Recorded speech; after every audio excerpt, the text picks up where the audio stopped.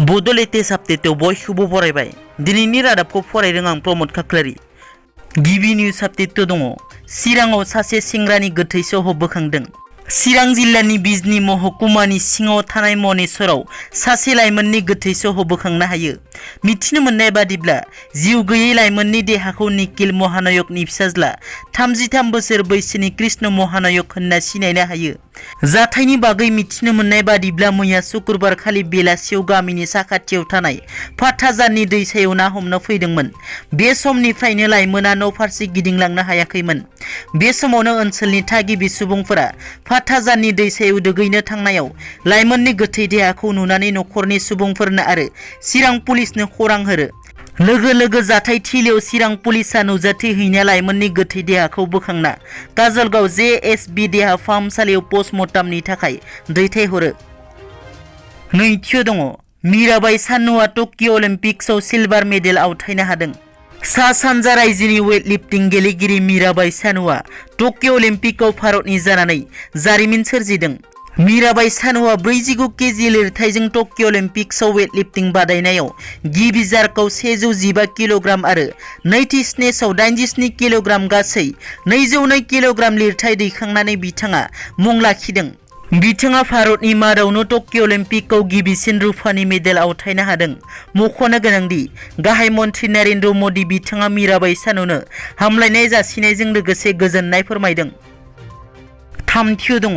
तामुलपुराव गाबोन गोदानै गायसनजागोन medical college आरो हस्पिटाल। भारत हादरनि नखर मन्थ्रि अमित शाहआ आसामाव दावबायफैनानै गुवाहाटी श्रीमान्त शंकरदेव हायुं गेजेरारि नब्लांनिफ्राय अनलाइननि जोहै गाबोन तामुलपुराव गायसनजानो गोनां मेडिकेल कलेजखौ बेखेवनानै होगोन। BTR नि गाहाय प्रमद बर'आ तामुलपुराव गायसनजानो गोनां मेडिकेल कलेजनि जायगाखौ दिनै नायगिदिंफैनानै बुंथियोदि BTR गोरोबथानि रादाय बादियै आसाम सरकारा गोरोबथानि बादियै मोनसेनि उनाव मोनसे मावफुंनो हाबाय आरो मेडिकेल कलेजखौ गायसननो थांखि लाबाय होनना बुंथियो। बेजों लोगोसे साफ्रोमबो बर' लाइमोनफोरखौ साखा-फारा थानो थाखाय खावलायो।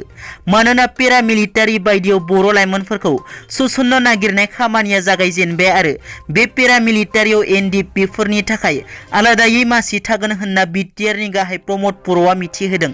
बेजों लोगोसे एमबाथानि दैदेननायाव हाग्रायाव थांफिननानै फैफिननाय साफ्रोमबो बर' लाइमोनफोरखौ बरायनायजों लोगोसेनो जौगाखां आरो गोजोन रायजो दाफुंनायाव मदद होनो थाखाय खावलायदेरो।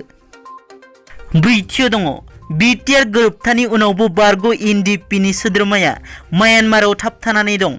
चिरां जिल्ला रुनिखाता थानानि बेन्दोङाव थानाय लाइमुथि ओनसोलनि निज्रागुरि गामिनि थागिबि निपेन बसुमतारीनि फिसाज्ला एलसन बसुमतारीया थांनाय 2014 मायथाइनि 15 आगस्ट खालि NDFB आफादाव लाइमुथि दखाननिफ्राय बर' हारिनि थाखाय जुजिनो होनना हाग्रायाव लानानै थांजायो। बिनिफ्राय म्यानमार हादराव बारलाङो। गोलाव सम आलादा बड'लेण्ड सोरजिनायनि थांखिजों आसाम सरकार आरो भारत सरकारनि हेंथायै जुजियै थांनाय 2020 मायथाइनि 27 जानुवारि खालि NDFB नि मोनब्रै आफाद आरो दुलाराय बर' फरायसा आफादजों जथायै बर'फोरनि थामथि गोजोन गोरोबथा BTR गोरोबथा जालाङो। बे गोरोबथानि गेजेरजोंनो हाग्रायाव थाबोनाय साफ्रोमबो NDFB नि सोद्रोमाफोरा गाव गावनि नखराव गोजोनै गिदिंबोफिनो। नाथाय निपेन बसुमतारीनि फिसाज्ला एलसन बसुमतारीया मानिबा जाहोनाव दिनैसिमबो गावनि आंगो न' फारसे सफैनाय जायैया बिथांनि बिमा-बिफा आरो नखरनि थाखाय मोनसे गेदेर सोंथि जानानै दं। बिफा निपेन बसुमतारीया दुखु मोनदों। गोजोन गोरोबथानि उनावबो बिथांनि फिसाज्लानि महरखौ नुवासै आरो मानि थाखाय बियो गावनि न'सिम सफैयासै। लोगोसे बिथां निपेन बसुमतारीया खौरांगिरिफोरनि गेजेरजों गुरैयै खावलायोदि बिथांनि फिसाज्लाखौ जाहाथे गावनि न'सिम मोजाङै मोजां लाबोफिनना होयो। BTR सरकार, आसाम सरकार आरो भारत सरकारनाव खावलायो।